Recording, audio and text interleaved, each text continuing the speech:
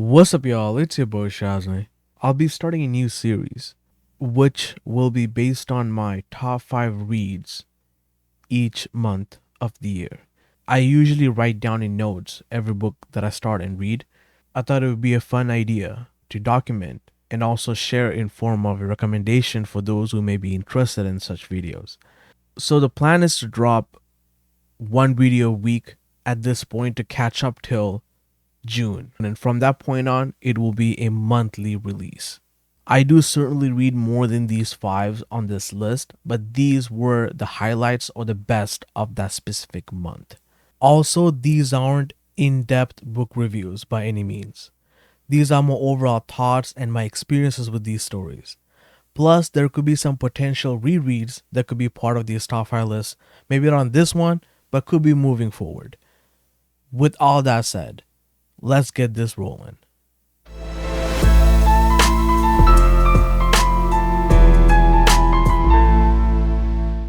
Number 5, Task Force Z.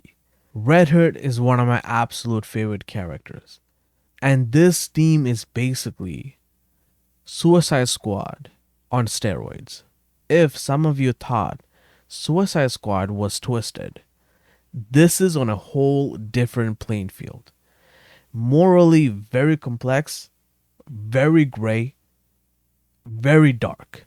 And it is so perfect and absolutely ingenious to have Red Hood lead a team like this because he is the only one who would see through it.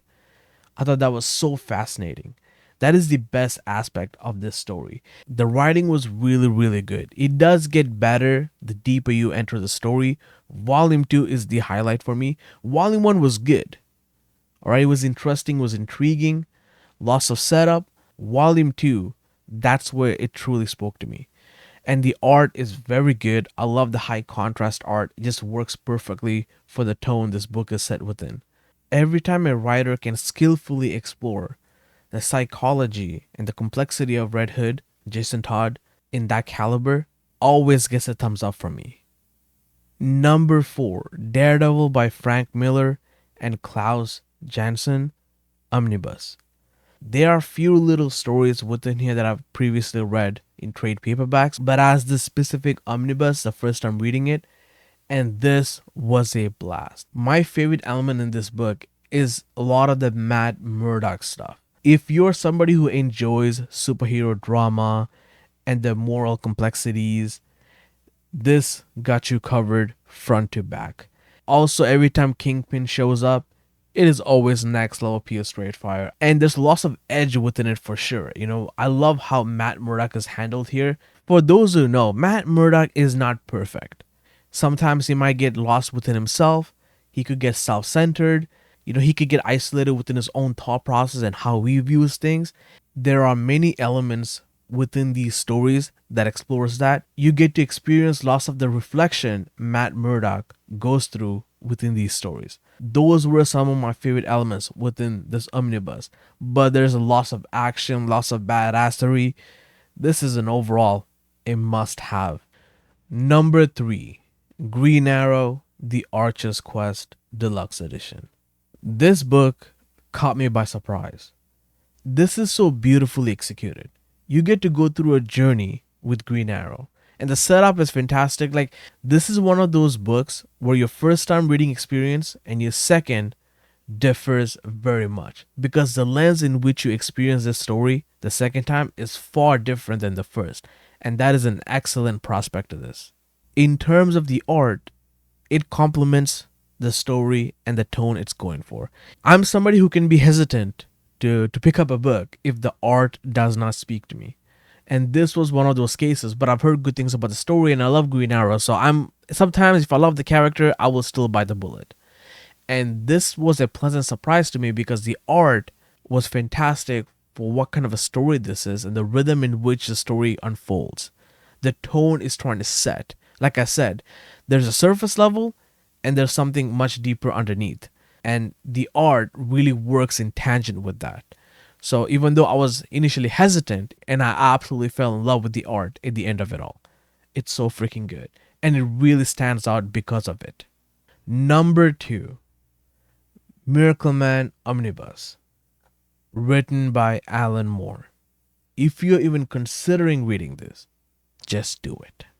I cannot guarantee you whether you're going to love it or not, but it is an experience worth having.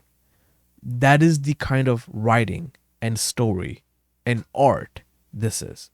The writing in here is exceptional as usual, but there's some moments in this that really hits you. The pacing does suffer at points, so that is the only reason why I wouldn't call this a masterpiece, and I call it a near masterpiece. It's almost up there, but at the middle portion, when it comes to the alien prospect of it all, it does slow down. It wasn't as intriguing as the rest. It makes you take an effort, which is fine, which is totally fine. The book earns that. I think the reason I'm kind of highlighting this is because the pacing is actually brilliant, like the first half of the book.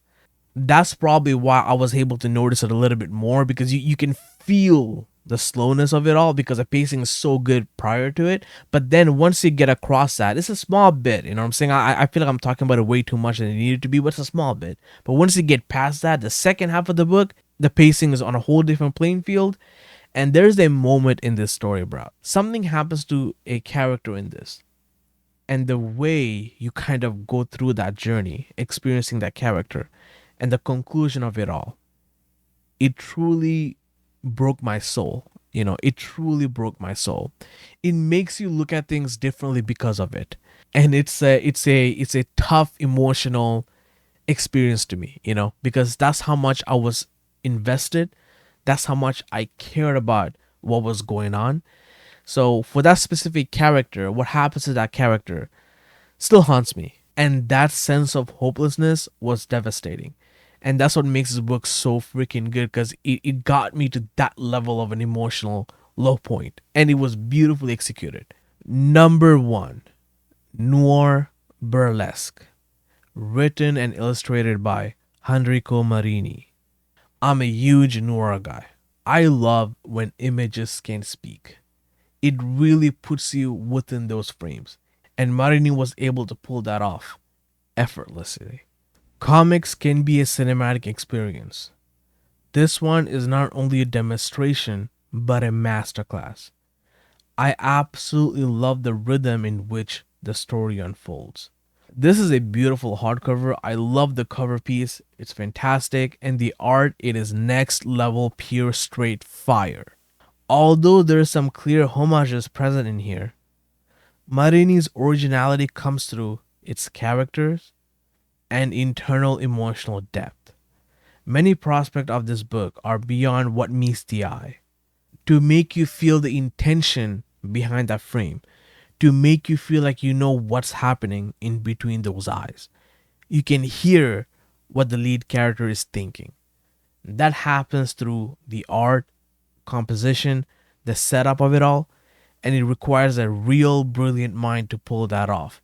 And that's why this was my favorite read of January, because the immersion was on effing real. This is a noir masterpiece, hands down. This is a great read in general, but a must read for noir lovers. With that said, guys, that is my top 5 reads 2024 January. Hope y'all enjoyed this video, and if you did, hit that thumbs up, subscribe for more, and share your thoughts if you read some of these or you consider picking it up. And as for always, thank y'all so much for watching, and see y'all on my next one. Salute.